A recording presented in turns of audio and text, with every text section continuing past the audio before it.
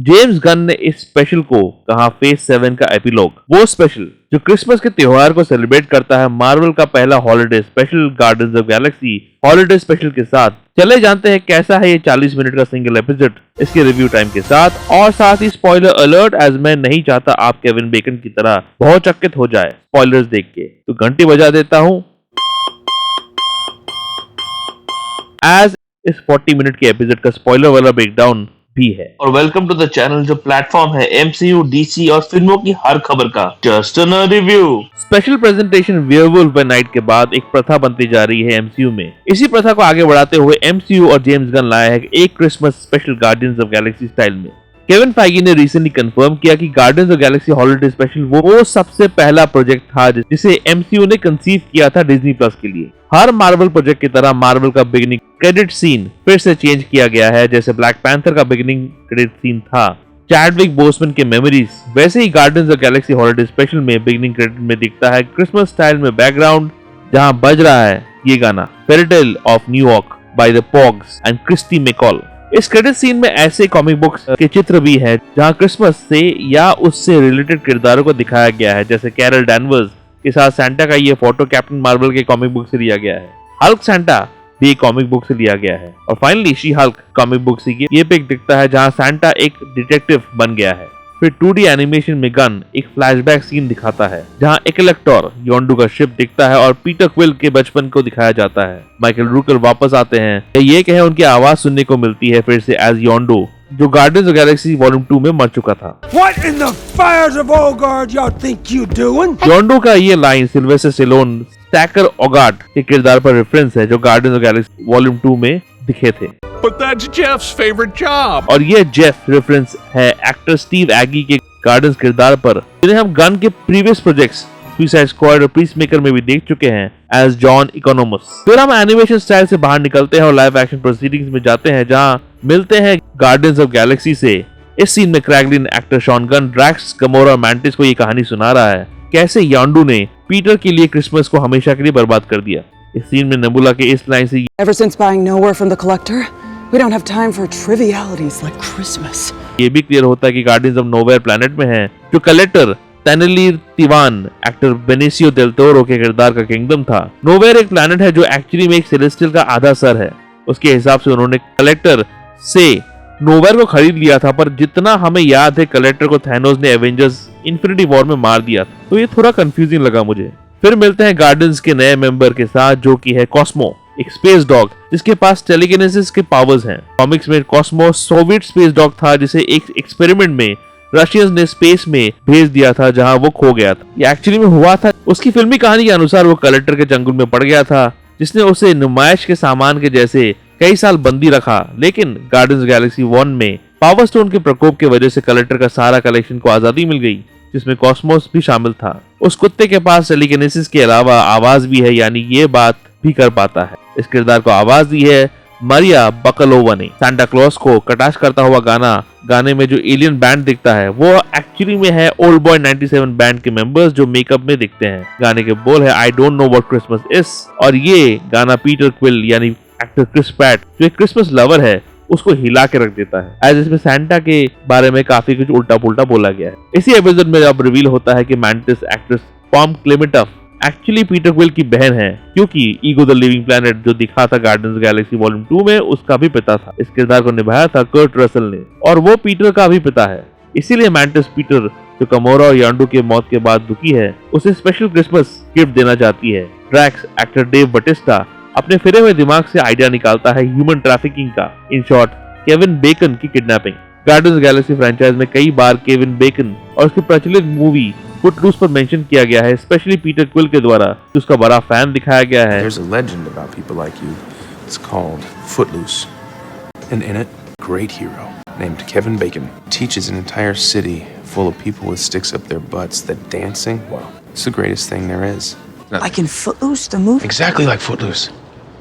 Is it still the greatest movie in history? It never was. In fact, guardians of Galaxy volume 1 में जब guardians ने Ronan को हराया था तब पीटर क्विल ने उसका ध्यान भटकाने के लिए फुटलूस फिल्म की तरह एक डांस ऑफ किया था। केविन बेकन के दर्शन होते हैं जो फोन में बात कर रहा होता है उसकी रियल लाइफ बीवी एक्ट्रेस कायरा सेडविक के साथ। जब ड्रैक्स और मैंटिस नोवेयर से अर्थ की तरफ बढ़ते हैं बैकग्राउंड में गाना बजता है Christmas treat by Julian Casablancas. Spaceship का नाम है बोई, जो obviously British singer, song writer, actor David Bowie के नाम से लिया गया है।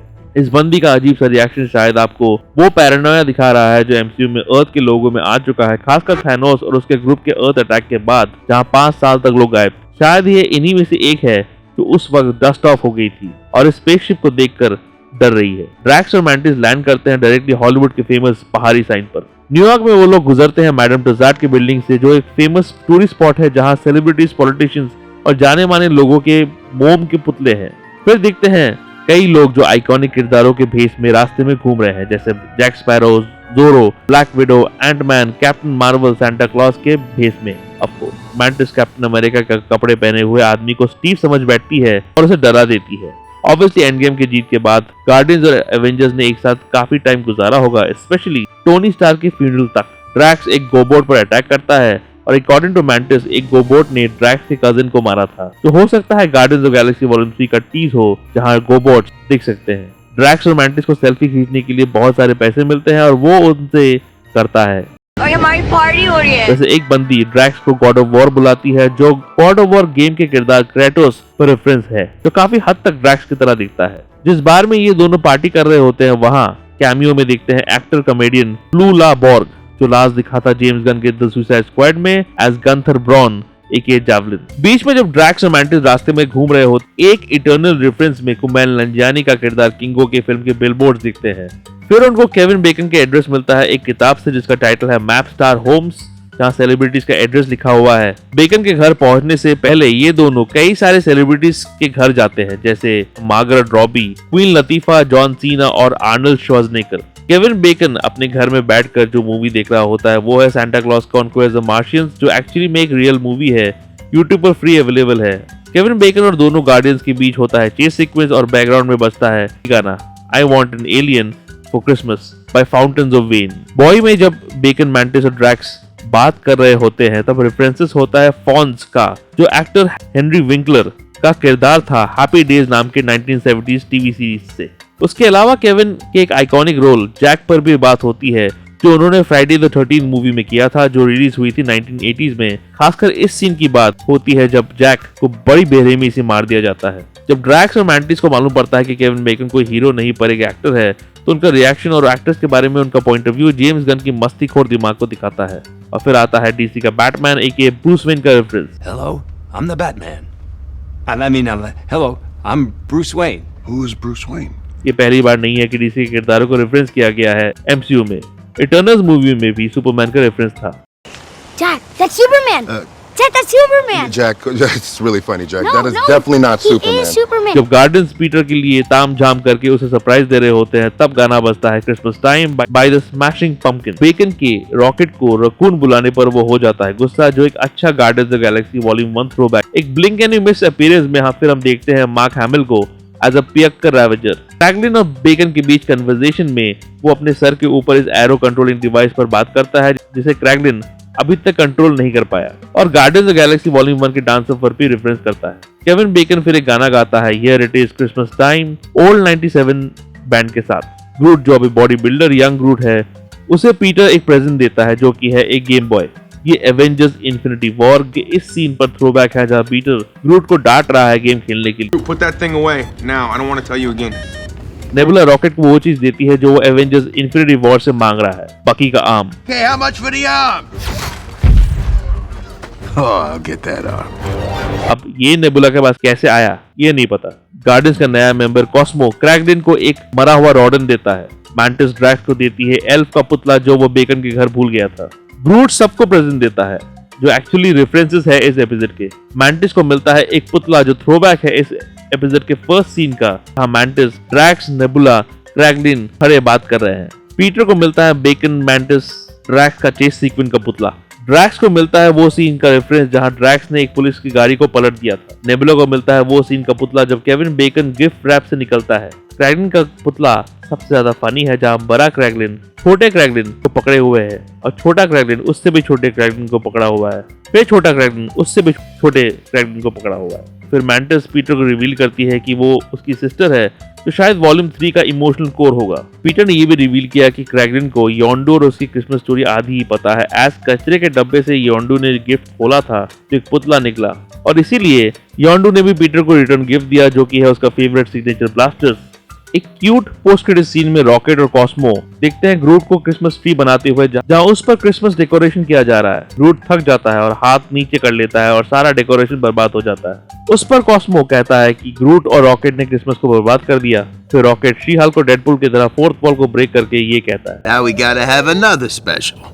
The guardians of the Galaxy holiday special को मैं देना चाहूंगा 3 आउट ऑफ 5। ठीक सी कहानी है जो काइंड ऑफ कुछ चीजें सेटअप करती है गार्डियंस ऑफ गैलेक्सी वॉल्यूम 3 के पहले। मैंटिस और पीटर के भाई बहन का रिश्ता, क्रैगलिन अभी तक एरो पर कंट्रोल नहीं कर पाया, ग्रूट का नया बॉडी बिल्डर रूप और फाइनली कॉस्मो का introduction as new Guardians member.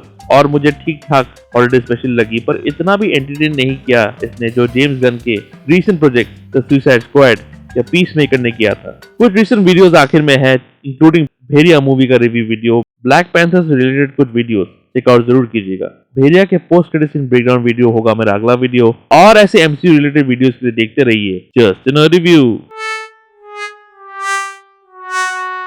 Just in review के अपडेट्स के लिए और छोटे बड़े स्निपेट्स के लिए फॉलो कीजिए ऑन ट्विटर @ProNerdyView201 में। कू ऐप में आप मुझे फॉलो कर सकते हैं @ProNerdyView पे और ProNeedDiaryBlogspot.com में भी आपको अपडेट्स मिल जाएंगे।